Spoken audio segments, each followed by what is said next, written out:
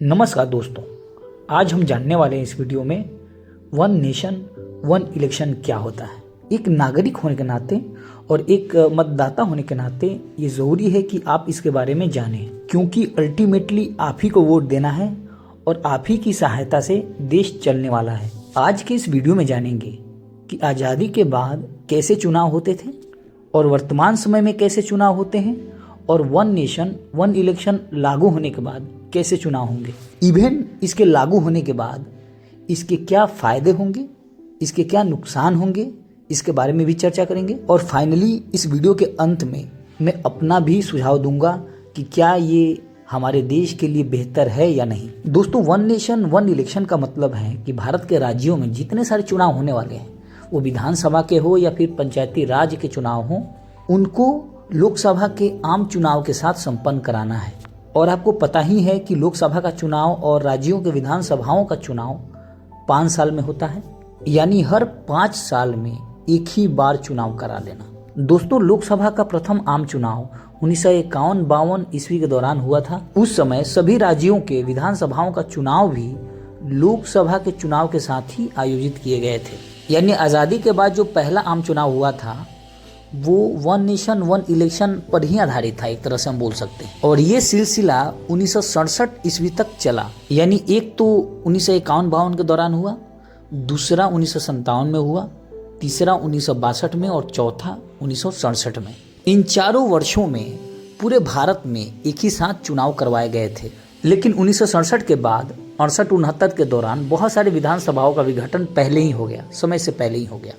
इसीलिए बहुत सारे राज्यों का चुनाव भी पीछे हो गया, क्योंकि विघटन होता है तो उसके बाद चुनाव करवाना पड़ता है और फिर वो 5 साल के लिए सरकार काम करती है। यहाँ तक कि 1970 ईस्वी में खुद लोकसभा का ही पूर्व विघटन हो गया, जिसके लिए चुनाव 1971 ईस्वी में कराए गए थे। इन सब कारणों से जो चुनाव भारत में एक साथ हो रहे थे वो खत्म हो गए और इलेक्शन आगे पीछे होने लगे, और उसके बाद ऐसे ही होता रहा।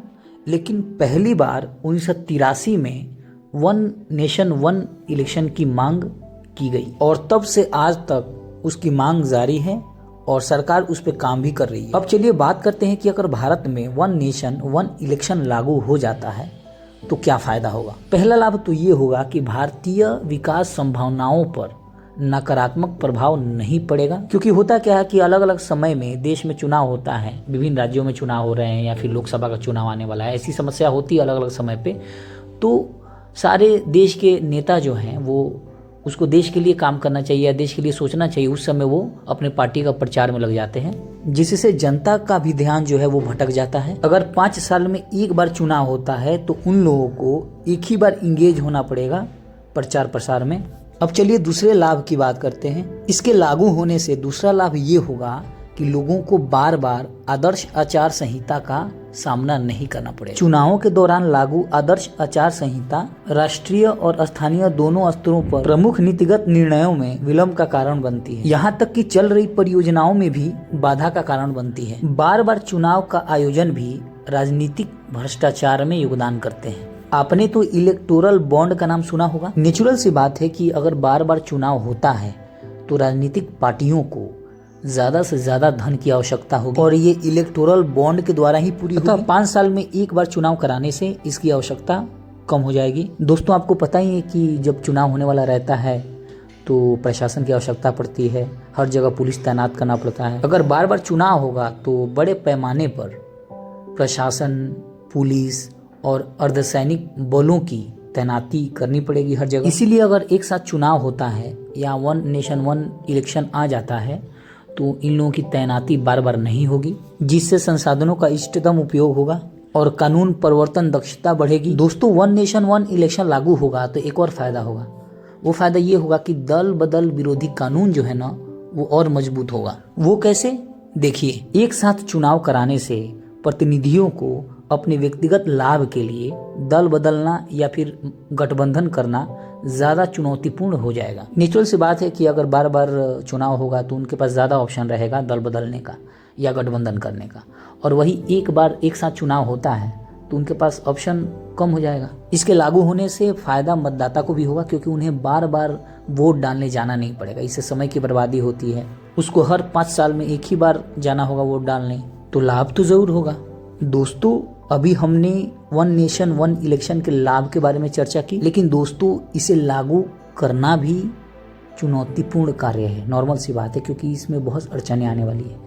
लागू होने के बाद बहुत सारी समस्याएं उत्पन्न हो सकती है भविष्य में। चलिए आइए अब इसकी चर्चा करते हैं कि क्या समस्याएं हो सकती है इसके लागू होने के बाद। दोस्तों, आपको पता ही है कि लोकसभा और विधानसभाओं का कार्यकाल 5 वर्ष का होता है। दोस्तों, लागू करने से पहले तो सबसे बड़ी समस्या ये आएगी, मान लीजिए कि गवर्नमेंट ये सोचती है कि 2025 में वन नेशन वन इलेक्शन लागू करना है, तो अगर जिन राज्यों के विधानसभाओं का कार्यकाल 2025 में पूरे 5 साल पूरा हो रहा है उनको तो समस्या नहीं होगी, लेकिन जिन राज्यों के विधानसभाओं का कार्यकाल 2 वर्ष ही पूरा हुआ है मान लीजिए, या 3 वर्ष ही पूरा हुआ है, उनको क्या करना होगा?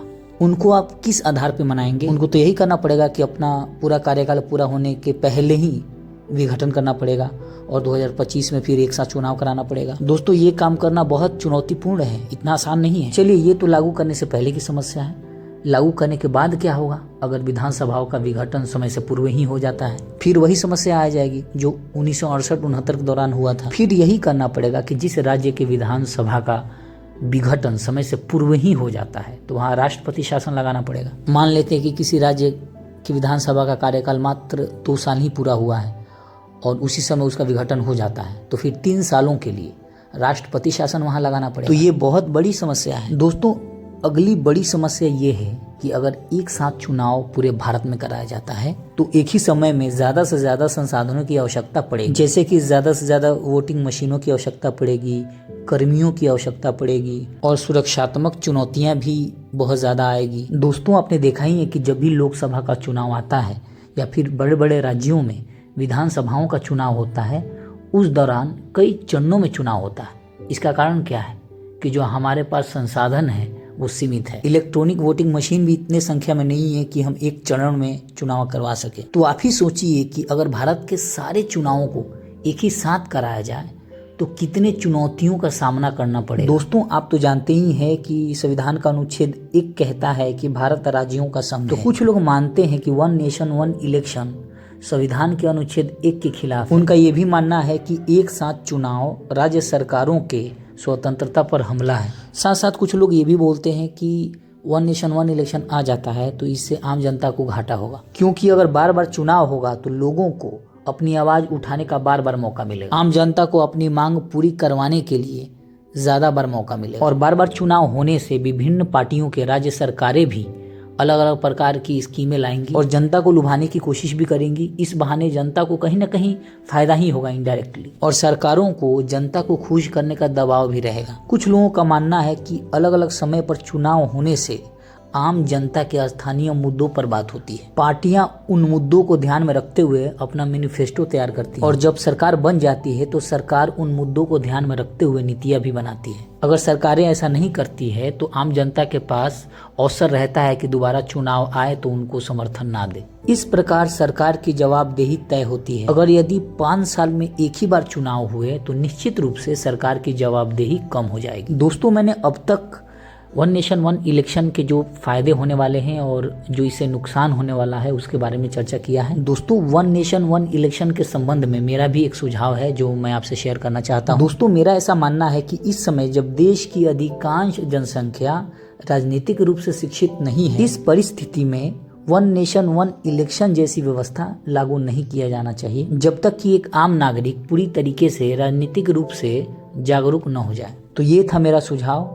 दोस्तों, आपको ये वीडियो कैसी लगी हमें जरूर कमेंट करें। हमने वन नेशन वन इलेक्शन के ऊपर पूरी तरीके से बात की है, हर पक्ष पे बात किया है। मुझे आशा है कि आपको ये वीडियो जरूर पसंद आएगी। इस व्यवस्था के ऊपर आपका भी कुछ सुझाव है तो आप जरूर कमेंट बॉक्स में लिखें। साथ साथ इस वीडियो को ज्यादा से ज्यादा शेयर करें और आप इस चैनल पर नए हैं तो इस चैनल को जरूर सब्सक्राइब करें। तो चलिए मिलते हैं नेक्स्ट वीडियो में, तब तक के लिए धन्यवाद। जय हिंद, जय भारत।